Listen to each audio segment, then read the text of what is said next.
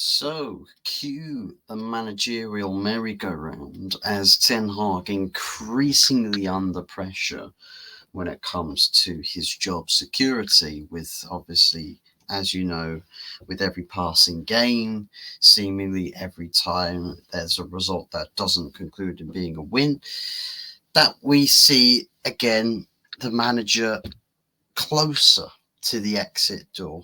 And I suppose in the world where I believe that these players should not be outlasting another manager, because it just means that we go back around to repeating the same cycle again.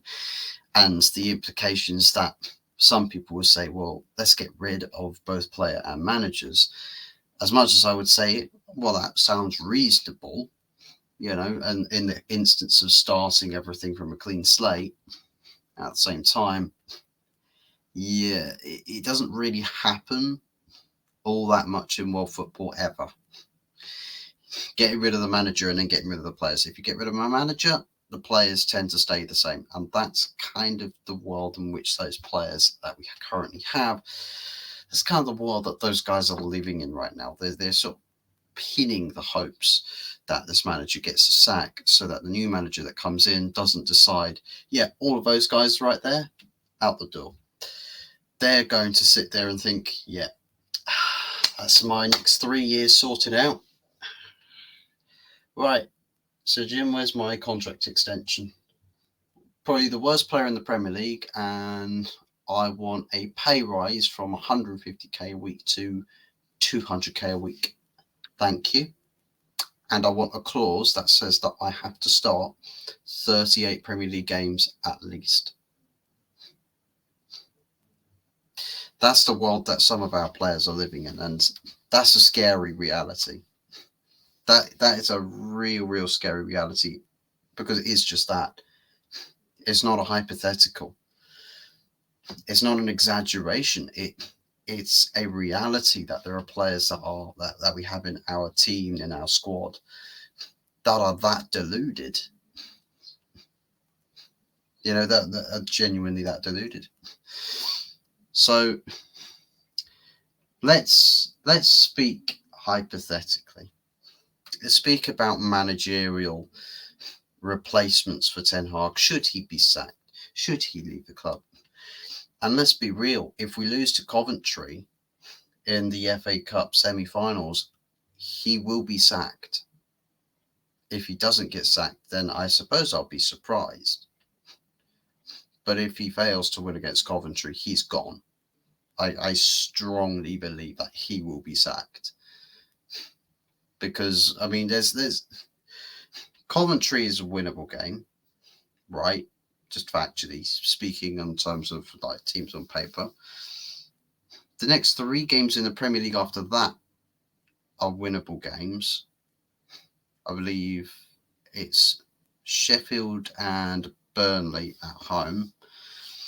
I think there's another team in there before we get to Newcastle, if I'm not mistaken.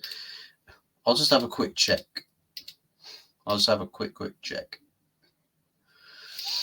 But yeah, I believe that there's a run of genuinely winnable games for Manchester United. So Crystal Palace away. So Sheffield United at home, Burnley at home, Crystal Palace away. 3 winnable games for United, and should realistically be getting 9 points from those. But given the circumstances, failure to achieve that, I mean, are we sure we're going to get anything from Arsenal? Are we sure we're going to get anything from Newcastle? Are we sure we're going to travel away to the Amex and get 3 points there? Well, not impossible, but definitely against the odds. Speaking of away trips to the Amex, quite plausible that one of the replacement managers that we'll be talking about today in this video is the Brighton manager at the moment, the Roberto De Zerbi, the hipster choice. And I suppose there's already quite a few compilations or analytical videos that are out there circulating, doing the rounds, trying to speak highly, praising highly of Roberto De Zerbi, and showing clips of, oh, look at how amazing this playing out of the back for Brighton is. And I'm just like, but when you grab compilations, you're actually capturing per game probably like less than 1% of that game in total, and you're sticking that from that one game into a clip, and then compiling it together with loads of other clips and saying, look how amazing this is. And I'm thinking, well, if you wanted to do that, you could do the same thing with Ten Hag. You could genuinely do the same thing with Ten Hag. So compilation videos, I think, we'll push that to the side. Am I hyped by that appointment? No. I'm not genuinely excited about appointing De Zerbi. I don't think it's all that good. I don't think it's all that great. I don't think it's the worst appointment in the world. I don't even think it's a bad appointment. It's probably somewhat similar in terms of regards to, as far as context goes in reference to the season and how both teams have performed between us and Brighton. De Zerbi and Ten Hag are sort of enduring similar patterns of managerial experience right now. Both started off with relatively good seasons, more positives than negatives. Go into the second season and disappointment followed by disappointment followed by disappointment. Brighton have fallen off. Man United have fallen off. There's a lot of parallels between both managers here that I think is being a little bit overlooked at the moment. And maybe it doesn't have any significance at all if, say, for instance, we do get De Zerbi and he actually starts getting United playing top level football. I mean, I don't think that would ever be the case, because he's got to do that with the likes of players like Marcus Rashford, Bruno Fernandes, Harry Maguire, Victor Lindelof, Casemiro, and Anthony, Højlund. There's a lot of players there that he's got to try and do that sort of hipster, sexy, modern passing football. Like, there's the pieces for the puzzle are just they're not there. And the thing is, the finances around the managerial situation is that, first and foremost, sacking Ten Hag means a payout. Release clause to pay for De Zerbi to come in sits roughly about, I think people talk about 20 million, but paying off Ten Hag's about 10. So the full instance of replacing the manager we're playing around with about £30 million, with the dire financial situation that we currently have. Looking at the facts that, I mean, look at some of those players. Look at the amount of money we'll probably have to spend in order to actually replace, because we might have to sell a lot of players, but there's a lot of net losses that we're making off of those players. And hey, that's just with our finances for the summer. People forget the club's still tied with debt. So there's that money concern that Ineos have to deal with. There's also the outlying payments that we still owe to other clubs for previous transfers. Rumour says that it stands within the necessary expense of £300 million, which is honestly crazy to think about, because that will probably be about 2 summer transfer windows in today's Man United. About 2 summer transfer windows just out the door, just to pay off other clubs for the money that we owe them. So there's that to be concerned about. for Ineos to be concerned about. Not only to mention that the Glazers still are at the club, the Glazers still have influence, the Glazers still can put a word in. So there's all sorts of concerns or worries that we have surrounding the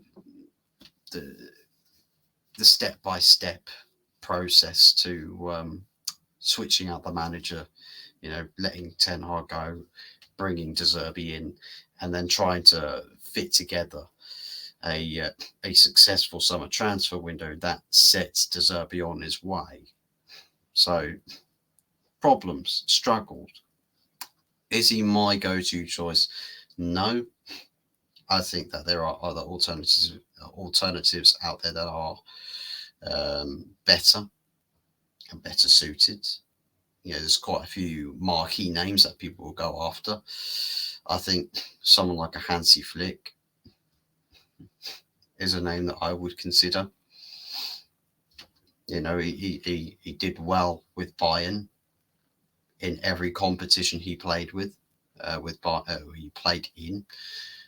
So, I mean, just as an example, Hansi Flick, I would prefer Hansi Flick over Roberto De Zerbi. But Roberto De Zerbi is still better than some of the other managerial appointments that we could end up making. Gareth Southgate's still out there. He's still being touted. Graham Potter could still happen. Another name that I just don't want to have anything to do with this club. So, yeah, there's concerning elements out there.